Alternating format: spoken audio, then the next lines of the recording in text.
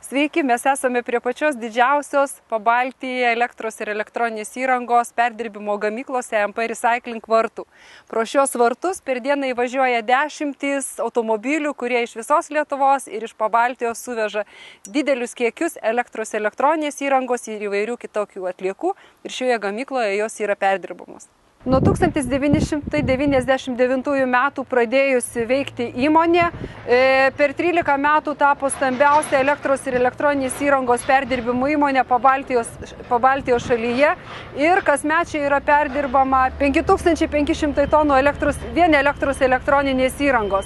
Čia dirba apie 200 darbuotojų, yra padaliniai didžiausiose Lietuvos miestuose, yra nemokama senos buitinės technikos surinkimo sistema, smulkiosios buitinės technikos surinkimo konteinerinė sistema ir dar daug įvairiausių paslaugų susijusių su pavojingų ir nepavojingų atliekų perdirbimu. Atliekos į EMP Recycling įmonę patenka dviem būdais. Jas gyventojai ir įmonės gali atiduoti išsikviesdami EMP atliekų taksi, paskambinę telefonu 1806 arba užregistravę užsakymą www.emp.lt svetainėje. Šiuo būdu atliekos bus išvežtos iš jų susidarymo vietos, atvežtos į gamyklą, o įmonėms yra išrašomos atliekų deklaracijos. Tačiau jeigu įmonė arba gyventojai turi savo transportą, jie gali atliekas atvežti tiesiai į EMP supirktuves, kurių yra beveik visoje Lietuvoje. Tai yra didžiausiose miestuose – Kaune, Vilniuje, Klaipėdoje, Šiauliuose, Panevėžyje, Utenoje galima atvežti, parduoti visas elektros elektroninės įrangos ir spalvotųjų metalų turinčias atliekas. Nesvarbu, kokiu keliu įmonė patenka atliekos, jos yra labai griežtai apskaitomos. Yra specialios svarstyklės atliekoms pasverti, vėliau atliekos dar kart sveriamos rūšiavimo metu ir išrūšiavus, kiek jų yra priimta arba supirkta, suvedama į specialias programas ir tokiu būdu atliekos patenka į apskaitą.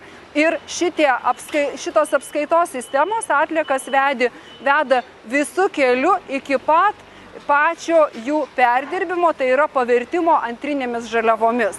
Visos atvežtos parduoti atliekos yra pasveriamos ir yra sukurta speciali atliekų apskaitos programa, kur darbuotojai labai patogiai, panašiai kaip prekybos centruose, susiranda atliekas pagal pagrindinės žaliavų rūšis.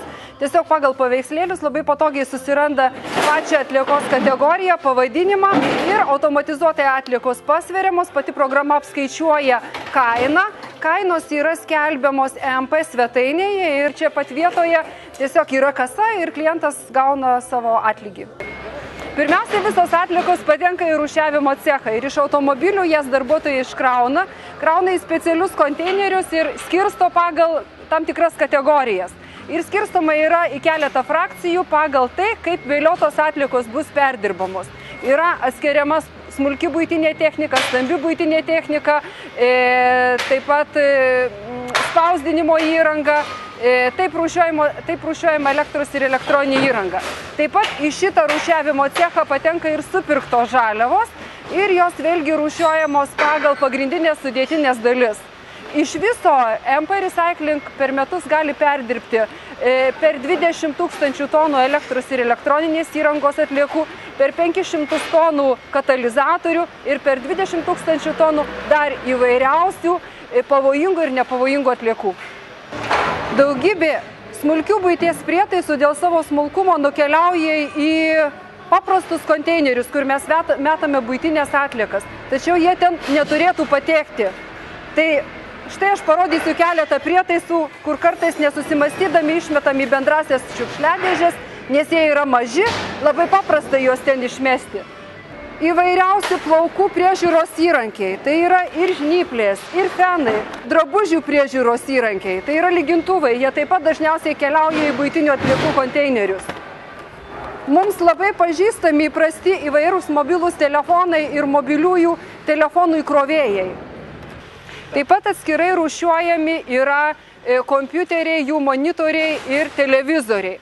Tai yra srautas, kuris turi būti perdirbamas atskirai. Jis kraunamas štai į specialius vėlgi tokius konteinerius ir vėliau keliauja į atskirą perdirbimo barą. Elektros ir elektroninė įranga yra maitinama arba elektros arba baterijų energija. Jeigu jinai maitinama baterijų energija ir jeigu prietaisuose atiduodamuose perdirbti yra baterijos arba akumuliatoriai, tai jie perdirbimo metu prieš smulkinimą yra išimami, rūšiuojami ir perdirbami atskirai.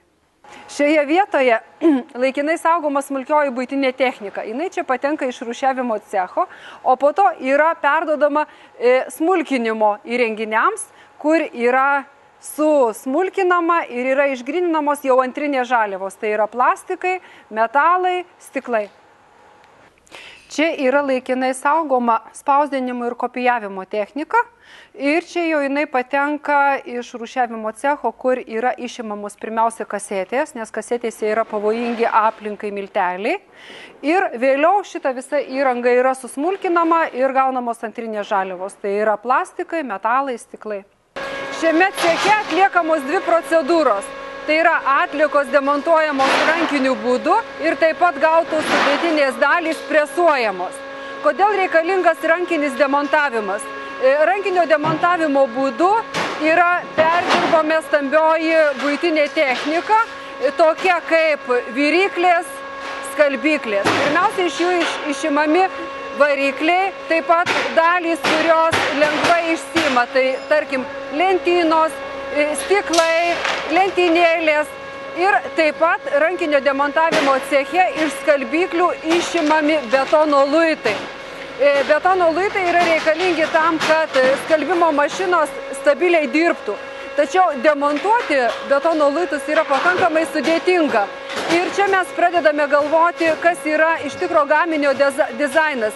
Ir gaminius kuriantys dizaineriai turėtų labai gerai galvoti, kad daiktas būtų ne tik tai funkcionalus jį naudojant, bet kad jis lengvai demontuotųsi.